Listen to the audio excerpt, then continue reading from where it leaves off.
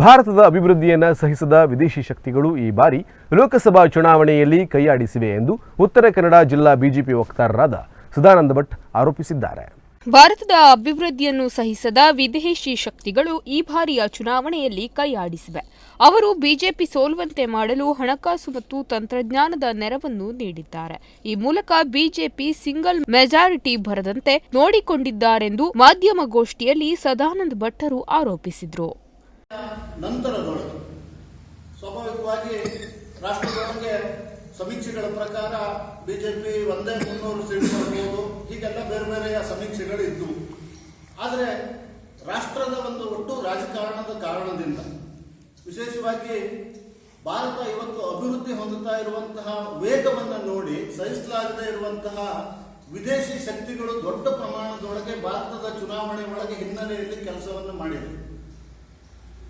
ಹಣಕಾಸಿನ ನೆರವಿನ ಮುಖಾಂತರ ಇರಬಹುದು ಅಥವಾ ಬೇರೆ ಬೇರೆ ತಂತ್ರಜ್ಞಾನಗಳನ್ನ ನೆರವಿನ ಮುಖಾಂತರ ಇರಬಹುದು.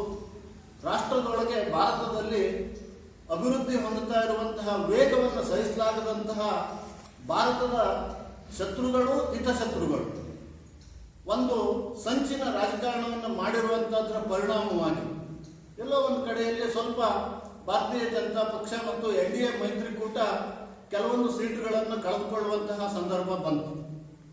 ನರೇಂದ್ರ ಮೋದಿಯವರು 3ನೇ ಅವಧಿಗೆ ಪ್ರಧಾನಿಗಳಾಗಿರುವುದಕ್ಕೆ ಅವರನ್ನು ಮತ್ತು ಎನ್ಡಿಎ ಮೈತ್ರಿಕೂಟವನ್ನು ಆಯ್ಕೆ ಮಾಡಿದ ಮತದಾರರಿಗೆ ಹಾಗೂ ಉತ್ತರ ಕನ್ನಡ ಲೋಕಸಭಾ ಕ್ಷೇತ್ರದಿಂದ ವಿಶ್ವೇಶ್ವರ ಹೆಗಡೆ ಕಾಗೇರಿಯವರಿಗೆ ಅಭೂತಪೂರ್ವ ಗೆಲುವು ತಂದುಕೊಟ್ಟಿದ್ದಕ್ಕೆ ಮತದಾರ ಬಂಧುಗಳನ್ನು, ಕಾರ್ಯಕರ್ತರನ್ನು, ಹಿತೈಷಿಗಳನ್ನು ಸದಾನಂದ ಭಟ್ಟರು ಅಭಿನಂದಿಸಿದರು. ಯಾಕೆಂದ್ರೆ 3ನೇ ಬಾರಿ ಮತ್ತೆ ಮೋದಿಯವರು ಪ್ರಧಾನಮಂತ್ರಿ ಆದರೆ ಈ ಭಾರತವನ್ನ ಇದನ್ನು ನಡೆಸ್ಕೊಂಡು ಹೋಗ್ತಾ ಇರುವಂತಹ ನಾಯಕತ್ವದ ಅವರ ಕಾರ್ಯವೈಖರಿಯನ್ನು ನೋಡಿದ್ರೆ ಈ ರಾಷ್ಟ್ರ ಜಗತ್ತಿನಲ್ಲಿ ವಿಶ್ವಗುರು ಆಗುತ್ತೆ ಅನ್ನುವಂತಹ ಒಂದು ಕಾರಣದಿಂದ ದೊಡ್ಡ ಪ್ರಮಾಣದಲ್ಲಿ ಹಣಕಾಸಿನ ನೆರವನ್ನ ವಿರೋಧಿಗಳಿಗೆ ನೀಡೋದರ ಮುಖಾಂತರವಾಗಿ ಒಂದು ರಾಜಕೀಯ ಅಸ್ಥಿರತೆಯನ್ನು ಸೃಷ್ಟಿಸುವಂತಹ ಪ್ರಯತ್ನ ನಡೆದಿದೆ. ಆದರೆ ಇದೆಲ್ಲವನ್ನು ಮೀರಿ ಎನ್ಡಿಎ ಮೈತ್ರಿಕೂಟಕ್ಕೆ ಭಾರತದ ಜನ ಪ್ರಬುದ್ಧ ಮತದಾರರು ಬೆಂಬಲವನ್ನು ನೀಡಿದ್ದಾರೆ. ಮೋದಿಯವರು ಮತ್ತೆ 3ನೇ ಬಾರಿಗೆ ಆಡಳಿತ ಮಾಡೋದಕ್ಕೆ ಬೇಕಾದಂತಹ ಸ್ಪಷ್ಟವಾದಂತಹ ಜನಾದೇಶವನ್ನ ನೀಡಿದ್ದಾರೆ.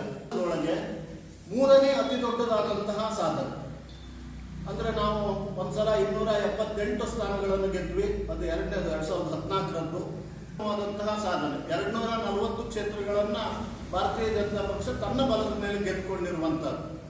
ಚುನಾವಣಾ ಪೂರ್ವ ಮೈತ್ರಿಯ ಪ್ರಕಾರ ನಾವು ಭಾರತೀಯ ಜನತಾ ಪಕ್ಷ ಎನ್ಡಿಎ ಮೈತ್ರಿಯೊಂದಿಗೆ ಚುನಾವಣೆಗೆ ಹೋಗಿದ್ದು ಸ್ವಾಭಾವಿಕವಾಗಿ ಇದರೊಳಗೆ ಯಾವುದೇ ಗೊಂದಲದ ಪ್ರಶ್ನೆ ಇಲ್ಲ.